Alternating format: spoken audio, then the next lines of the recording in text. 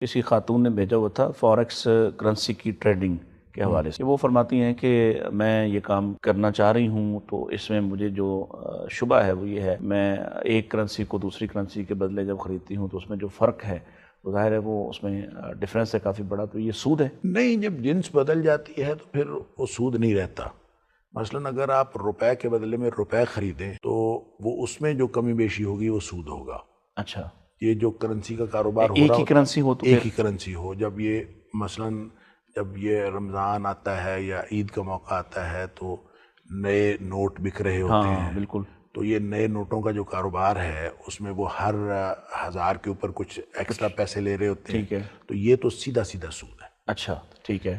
اور دوسرا جو اس کے علاوہ اگر کرنسی چینج ہو جائے, مثال کے طور پر روپے کے ڈالر خرید رہے ہیں, ریال خرید رہے ہیں یا پاؤنڈ خرید رہے ہیں, کوئی اور یہ جو ڈیجیٹل کرنسیز ہیں یا ڈیجیٹل کرنسی اٹ سیلف جو ہے اس کے بارے میں دیکھیں, شرعی طور پر تو کوئی ممانعت نہیں ہے کہ آپ ڈیجیٹل کرنسی لے لیں یا کسی جب کرنسی کی نوعیت چینج ہو گئی تو آپ خرید سکتے ہیں اور فروخت بھی کر سکتے ہیں, خرید بھی سکتے ہیں. ٹھیک ہے. لیکن ڈیجیٹل کرنسی کو آپ ادروائز یہ دیکھ لیں کہ اس کے پیچھے کوئی گارنٹی ہونی چاہیے.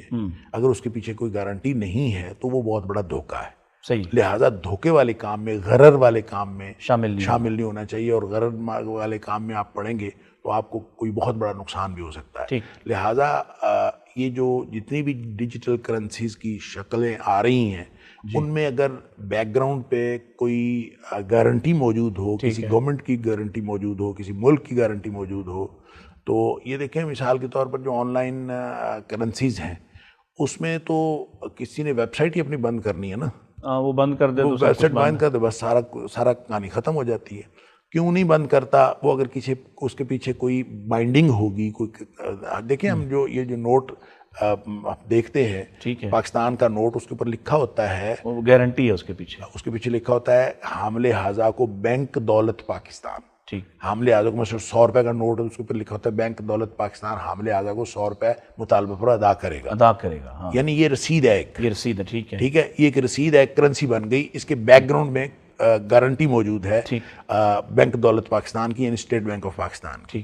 لہٰذا جب بھی کسی ڈیجیٹل کرنسی کے پیچھے گارنٹی موجود ہوگی تو وہ جائز ہے, آپ اس کو خرید بھی سکتے ہیں, اس کی فروخت بھی کر سکتے ہیں. ٹھیک ہے. اور ان ادر ویز آپ اس سے بچنا چاہیے. ہاں, ادروائز تو پھر بچنا چاہیے. اس کی وجہ یہ ہے کہ وہ کسی بھی وقت جو ہے آپ کو بہت بڑے نقصان کا, کسی بھی وقت بہت بڑے نقصان کا, آپ اگر اس دھوکے میں لوگوں کو خود لے کے آ رہے ہیں تو ظاہر ہے پھر پتہ